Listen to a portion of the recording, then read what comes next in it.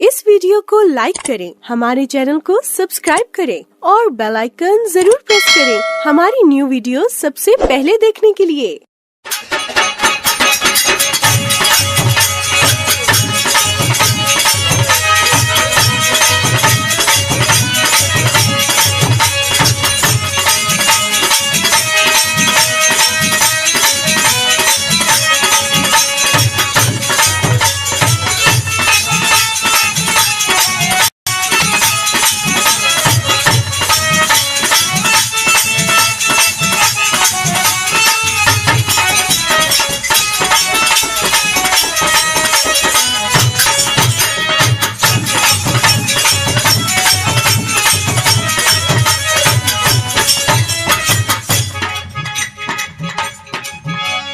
जाता पकड़ के रोइला,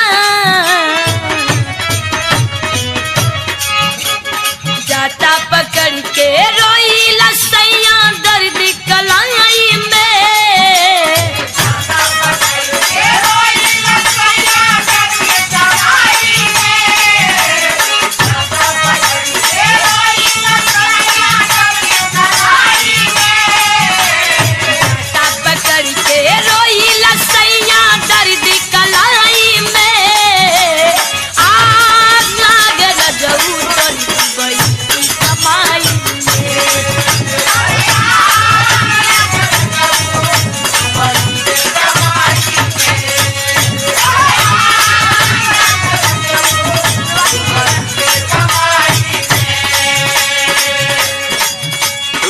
सुनो सुनो सुनो, अरे जाता चलाना is good exercise for health, understand? समझी कि नहीं? अरे जो बढ़िया से एक्सरसाइज करबू तबे जौन भाई मोटाई धीरे धीरे धीरे झड़ जाइए, पतरा जाइबू और तुम्हारा देही के अंगे अंग में फुर्ती आ जाई, बुझी कि नहीं? जौने पटरी में खा चढ़ू वही में छेद कइले पतवा नीक काम नहीं हो। अगर नहीं आवत दुबई से कमाई तो बासमती का चाउर बुध कौटू नहीं।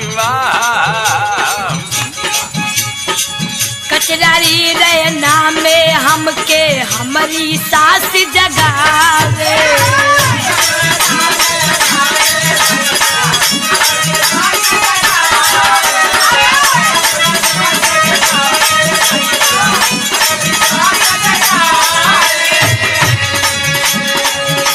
फिरे ऊ हरदम उठ के बहुअरी आइल जगावे,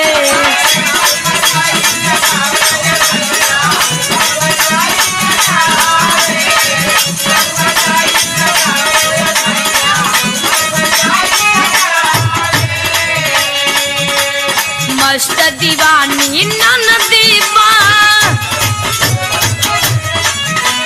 मस्त दीवानी ननदीबा अपनी सुताई में,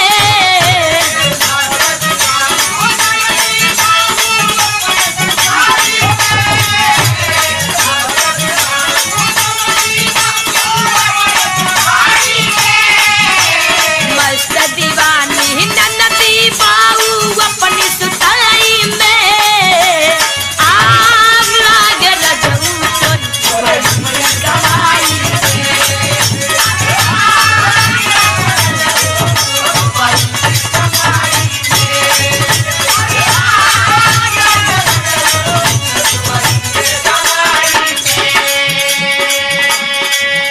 देखो ये पंचे लोगन, अगर इनके बुढ़िया 9 जगावे भिनसार में तो दादा हो दादा 9 बजे के पहले इनके आँख नहीं खुली, लागत है आँखी से ढेर कसरत करत ताड़ी, यही के नाते आँख खुलत नहीं बाटे। अच्छा कह एक बार देख का कह तनी कह। करत रही हम सब कर टहला केहू न हमके माने,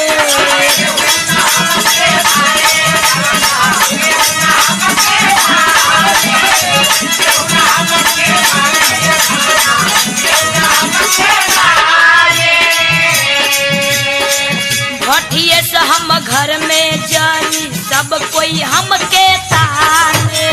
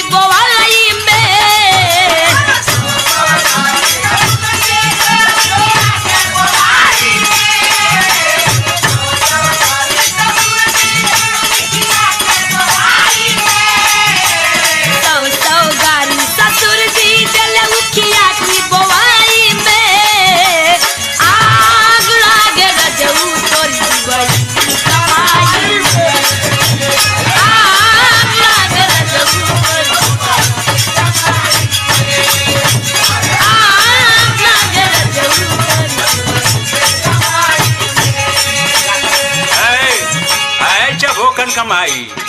सुन चरू, अगर तू के जौन बा के बोले डांटे न त खाना सब पकैबू आ केहू के पूछे ले नहीं आ अकेले जौन बा मटकावल शुरू कर दे। बताओ ये पंचे, अगर घर का पटोई अगर पहले खाना खा ली तो सगरो खाना झूठ मानल जाला अपने भारत संस्कृति के अनुसार। तो देखा भाई, साँच कहला में तुम्हारा आँच नहीं लागे के चाहिए। जाता पकड़ के रोईला